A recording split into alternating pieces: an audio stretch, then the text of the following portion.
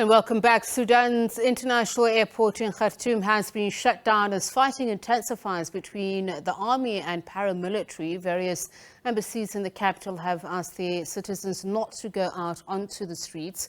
Sudanese groups and the ruling military junta failed to reach an agreement last week over transitioning to a civilian government. Tensions have increased between the government and the powerful rapid support forces in recent days. People woke up this morning with the sound of the gunfire and heavy weapons, and right now things escalated, and there is air raids by the military trying to control the rapid support forces militia movement in the capital Khartoum. Right now we can hear gunfire and heavy weapons in the capital near the presidential palace and sensitive locations like the military headquarters. In the morning, the rapid support forces they said they had controlled the Khartoum Airport, International Airport, and other airports in the states, including the military Navy base, sorry, it's not Navy, the military air base in Marawi. The things started with war words 2 months ago when the Rapid Support Forces commander said he is regretting being part of October 2021 military coup, and then war word escalated to what we are living right now. It's a nightmare.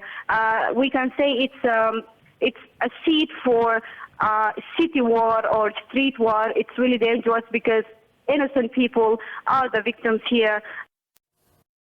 All right, so let's get the latest and analysis on the situation now with Senior Research Fellow at AfriSud, Thembisa Fakude. A very good evening to you, and thank you so much for speaking to us, Thembisa. Let's just first look at what we've been told here. Several countries have obviously called for calm and restraint, and that also includes Egypt. That says that it's coordinating with Sudanese authorities, particularly for the safety of Egyptian forces. But I'm just wondering, what is the current situation? Do we know who is in control at this point?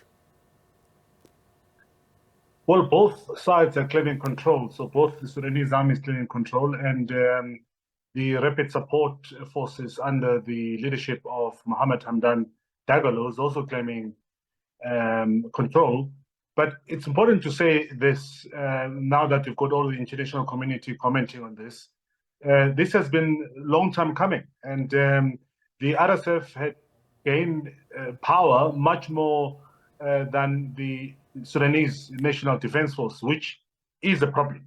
So Hemeti, also known as Mohammed Hamdan Dagalo, sees himself as a rightful leader of Sudan, more than the current leader of the Sovereign Council, General Abdel Fattah al-Burhan. And we'll just come back to the balance of forces in just a moment, but I want to look at the reports that are coming out there, as we heard from our correspondent, and from reports that the Sudanese army chief said his residence at the army headquarters was attacked, including the defense ministry and the airport in Khartoum. The UK Foreign Ministry calling this an apparent or attempted coup. Do we know what, or how would you rather characterize the situation? Is it an attempted coup? Some have disputed the legitimacy of obviously both. You have alluded to that yourself just now. Well, it depends who against who, because Mohammed Hamdan Dagalo was part and parcel of the Sovereign Council. And everybody knows that Hemeti, this is other name, has been running Sudan the better part of the transition period since the coup in 2021. The other challenge, of course, is that the RSF forces are much more respected in Sudan than the National Defense Force of Sudan, mainly because they are well paid, well-fed, and much more well-positioned. And if you remember, they were also involved in the atrocities in Darfur. They killed thousands of people and displaced thousands of people during their onslaught against the people of Darfur. So, you know, Dagalo is the main man in Sudan, and everybody knows that. And it gets support from various countries, including Saudi Arabia and the United Arab Emirates.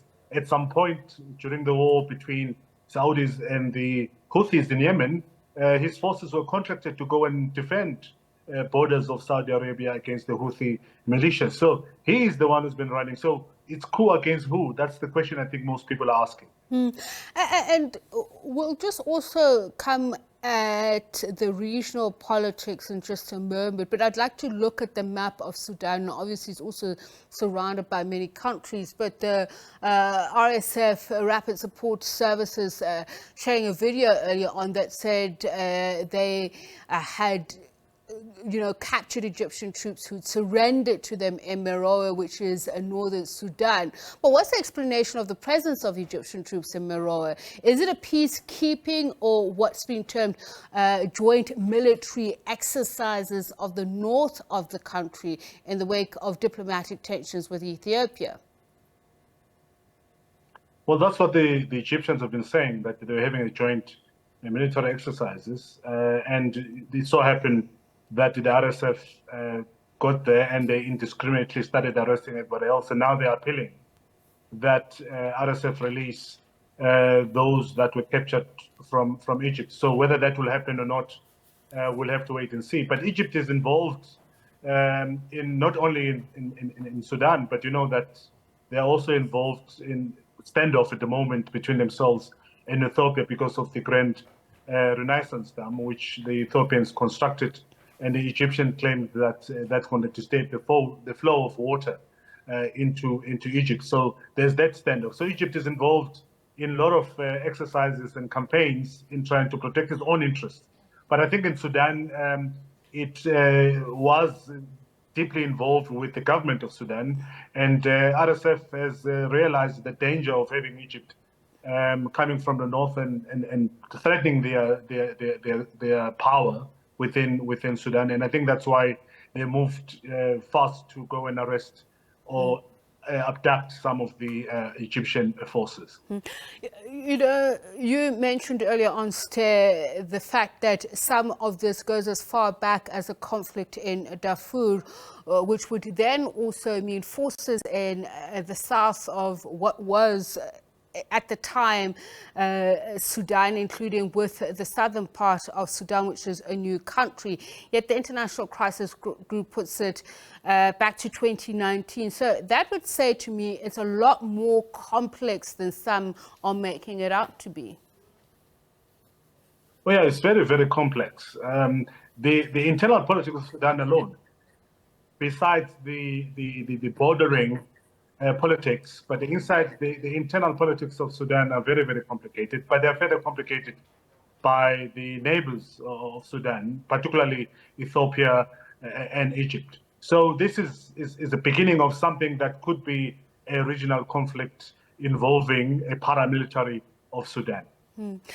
And you've got the African Union on one side that's calling for an urgent ceasefire. And you mentioned earlier on the role of Saudi Arabia. Saudi Arabia, the UAE and the US are also at this moment as we speak, discussing how to end hostilities. But I'm wondering, are there fundamental ideological differences on the conflict, particularly from the side of so-called sub-Saharan Africa, North Africa and the West?